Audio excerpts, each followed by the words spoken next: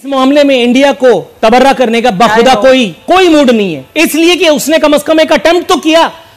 या मैंने क्या किया, तब्दीली का घास दिखा करके, तब्दीली का चूरन दिखा करके मैंने कौम को फवाद चौधरी दे दिया, वो भी वजीर साइंस एंड टेक्नोलॉजी, जिसका वाहिद काम क्या रह गया, मुफ्ती मुनीब जैसे आलिम दीन से टाकरा। और भाई तू अपने आप को देख यार, वो सामने वाले को देख। या कि जो इसरो है पाकिस्तान की स्पार्को से 9 साल बाद बनी, ठीक है, 9 साल बाद स्टार्ट हुई। तो मेरा सवाल ये है, लोग कहते हैं कि वो हमसे 40 साल आगे है। ऐसा होना चाहिए, स्पार्को का प्रोग्राम में बुलाएं कि भाई उसका जो भी करता धरता है वो साइंटिस्ट है या कौन है। इंडिया इस वक्त पाकिस्तान से स्पेस पावर इतनी बड़ी बन चुका है कि आप सोच नहीं सकते। अब यहाँ आधे लोग बोलेंगे यार यहाँ पर तो गटर खुले हुए हैं, यहाँ गाड़ियां नहीं चल रही। यही बात करने जाए थे वकार के हम इंडिया पे तनकीद करते हैं, हमारा रिवायती हरीफ है और हम जवाब देते हैं उनको बीइंग पैट्रियोटिक पाकिस्तानी, लेकिन कई बार हम दुश्मन की भी तारीफ करने पे मजबूर हो जाते हैं। वो हमसे आगे क्यों है साइंस एंड टेक्नोलॉजी में? इसकी हम क्यों नहीं हो सकते? क्या खाते हैं स्पेशल वो सबसे और क्या ऐसी क्या चीज वो करते हैं कि भाई उनका बजट 8 साल पहले स्पार्को बनी थी, इंडिया का स्पेस प्रोग्राम आया ही नहीं था, ठीक है। आज तक स्पार्को से पूछे यार 4 या 5 सैटेलाइट तुमने लॉन्च की हैं। इंडिया ने वर्ल्ड रिकॉर्ड कायम किया है 100 से ऊपर सैटेलाइट एक दिन में लॉन्च करके, और अपनी नहीं बाकी कितने इसराइल की लॉन्च की, फ्रांस की लॉन्च की, इससे वो कितना पैसा कमा रहा है। जानिब मुफलिसी, गुर्बत और बदहाली के बावजूद भारत अपने खलाई बजट में अंधाधुंध इजाफा करता जा रहा है।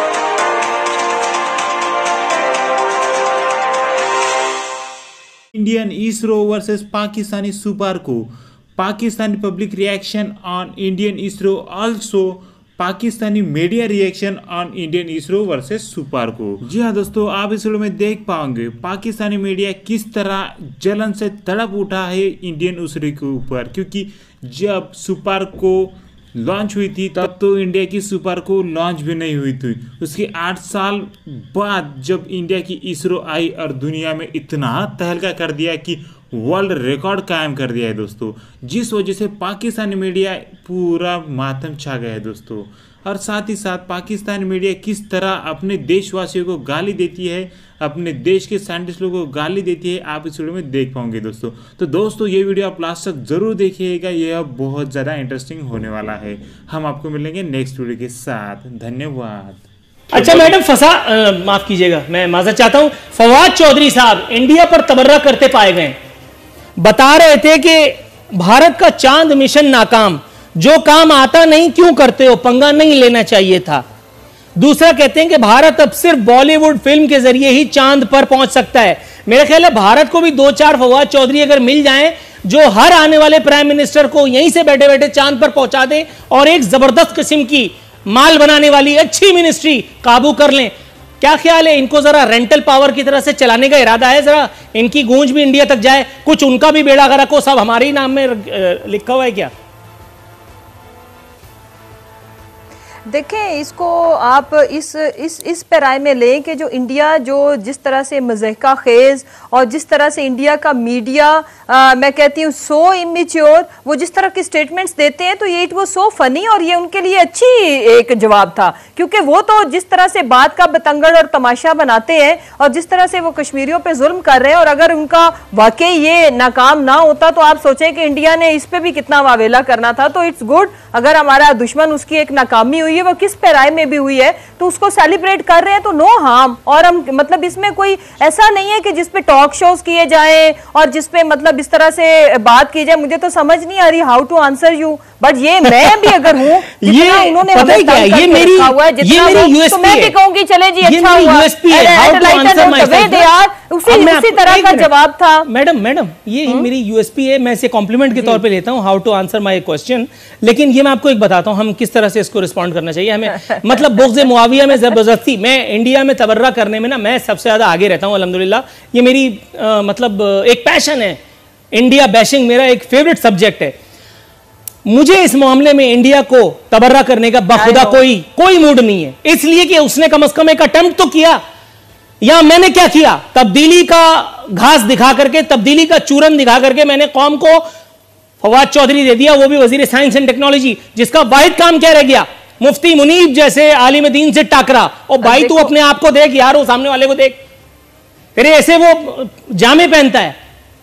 अच्छा पर चली गई और आईटी की या टेक्नोलॉजी की दुनिया में इतना काम हो रहा है, लेकिन हम गाय बकरियां कट्टों की बातों से बाहर नहीं आ रहे। और तो और हमारी सिटिंग गवर्नमेंट के मिनिस्टर्स टीवी पे बैठ के ऐसी ऐसी बातें कर देते हैं कि हमें मेरे ख्याल से कोई कार्टून नेटवर्क की कमी महसूस नहीं होती, और हमें लगता है कि हम जो दिन भर की थकावट के बाद टीवी देखते हैं तो हमारी जो मजा और जो हंसी की जो एक हमारी नीड होती है वो उन मिनिस्टर्स की गुफ्तगू सुन के, फनी उनकी गुफ्तगू सुनने के बाद पूरी हो जाती है। क्वेश्चन, हमें अपने घर को दुरुस्त करना है। जैसा कि मैं अक्सर कहता हूं, भारत ने पिछले हफ्ते 20 मनसूई सियारे जो हैं वो खला में भेजे हैं। कहा है कि इससे जो है हम देखेंगे कौन सी सड़क पूरी बनी है, तस्वीरें लेंगे, मौसमियाती तब्दीलियों का मुताला करेंगे, ये इस तरह की बातें की हैं। भारत इस काबिल हो गया है कि वो देख सके कि पाकिस्तान और चाइना के किस हवाई अड्डे पे कितने जहाज खड़े हैं, क्या डेवलपमेंट हो रही है, क्या मूवमेंट हो रही है। होना चाहिए स्पार्को का प्रोग्राम में बुलाएं कि भाई उसका जो भी करता धरता है वो साइंटिस्ट है या कौन है।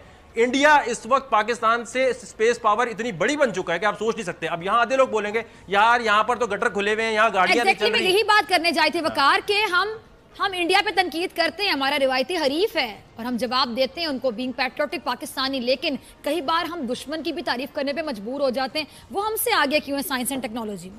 इसकी हम क्यों नहीं हो सकते? क्या खाते हैं स्पेशल वो? सबसे और क्या ऐसी क्या चीज वो करते हैं कि भाई उनका बजट 8 साल पहले स्पार्को बनी थी, इंडिया का स्पेस प्रोग्राम आया ही नहीं था, ठीक है। आज तक स्पार्को से पूछे यार 4 या 5 सैटेलाइट तुमने लॉन्च की हैं। इंडिया ने वर्ल्ड रिकॉर्ड कायम किया है 100 से ऊपर सैटेलाइट एक दिन में लॉन्च करके, और अपनी नहीं बाकी कितने इसराइल की लॉन्च की, फ्रांस की लॉन्च की। इससे वो कितना पैसा कमा रहा है, और इसमें उनके पास भाई बजट अब मिलना शुरू है। शुरू में बजट नहीं मिला, उन्होंने अपने लोगों को ट्रेनिंग दी कि भाई जो हमारे पास रॉ मटेरियल है इसको यूज करो। अब आप जरा फवाद चौधरी साहब की बात सुने। एक तो जब साइंस की नॉलेज नहीं होती तो बंदा कैसी बातें करता है। ये ऑन रिकॉर्ड बयान है उनका 3 महीने पहले, असद उमर साहब भी साथ बैठे थे। उन्होंने कहा हम आज बड़ी आपको खुशी से बता रहे हैं पाकिस्तानी एस्ट्रोनॉट 2020 में चांद पे जा रहा है। ठीक है, वो जा रहा है किसके रॉकेट में बैठ के?